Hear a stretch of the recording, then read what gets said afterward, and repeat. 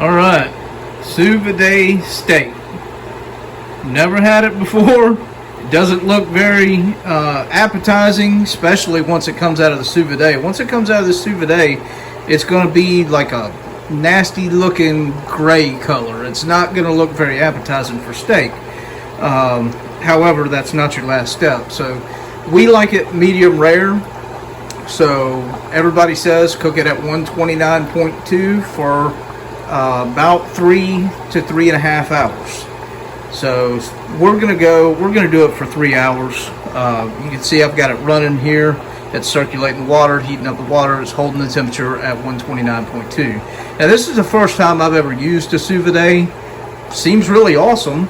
And they say you can clip it on anything as long as it can hold the heat of, however high. I mean, this thing goes much higher than what it is right now. So as long as what you're doing can hold the heat that you're putting it at. I mean, I've seen people clip it to the side of a cooler before. So you can put it on anything. But anyway, we're going to try this Sous Vide out for the first time. I actually come across this thing at bargain hunt, and it was like $20. I mean, it was on clearance. It was something ridiculous. It was ridiculous low. And for that price, I had to get it. So I got it. We're going to try some steak out, see what happens. We're going to put it in here for 3 hours. Then we're going to take it out, and we're going to sear it. Before I put it in here, I'm going to put it, it actually cooks in a Ziploc bag, believe it or not. We're going to season the steaks up, and then we'll drop them in. Alright, so this is the New York strip steak we're going to throw in there. We've seasoned it up. Me personally, I love flavor. And I like to throw the flavor to everything I'm cooking, except for steak. To me, steak is better done simple. Lots of salt, some pepper, maybe throw a little something else on there. But for me, I like my steak simple, salt and pepper. This I've done salt, pepper, and I did just a touch of that chili and lime seasoning. So we love Mexican food. Any Mexican season's our favorite. So, but this is the steak we're going to put in there, and we're going to give it a shot. All right, here's the steak in the Sous Vide. You can see it's in the Ziploc bag. You have to suck all the air out because otherwise the bag will float. I tried to suck all the air out with a straw, and I just couldn't get it all out. So I tried the other method that people recommended, and it actually works way better. Is you put the steak in the bag, you submerge the bag down in the water, and the pressure of the water will blow all the air out.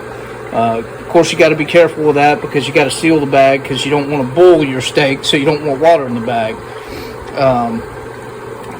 But you just lower it down all the way to just above, just below the zipper, and then zip it shut, and it works perfect. So we're going to let this cook on 129.2 for 3 hours. Now, I'm one of them people, I can't wait 3 hours for a steak, but just so happens today's meal prep day. I'm doing a whole bunch of other cooking, so I'm not, I've been dealing with food all day, so I'm not really hungry. So today I can wait 3 hours for a steak, and we'll see if it's worth it. Just a little clip of this Sous Vide about an hour in. Doesn't look much different, really.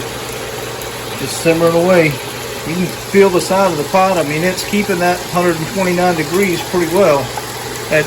It tells you right here, what it's on, what it's set to, and what the current temperature is. And it hasn't moved. So, I mean, this thing's actually been working quite well, maintaining its temperature. So there it is, about an hour in. We still got 2 more hours to go before we can pull it out. Alright, here's the big reveal. I just turned that off, just so you see that's all you gotta do to turn it off. But here's the big reveal. I haven't pulled this out yet.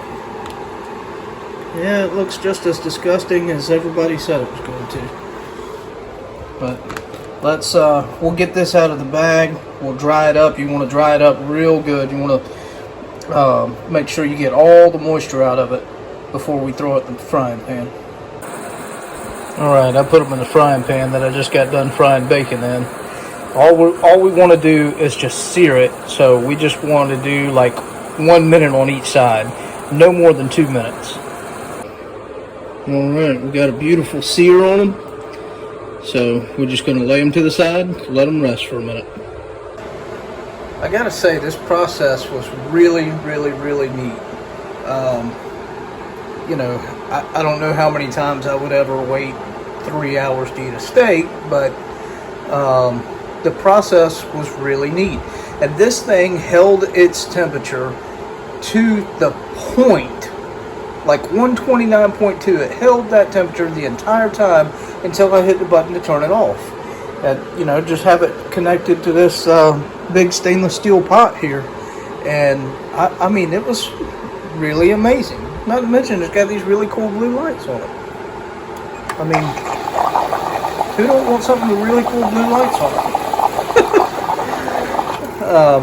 But I'm going to go ahead and go.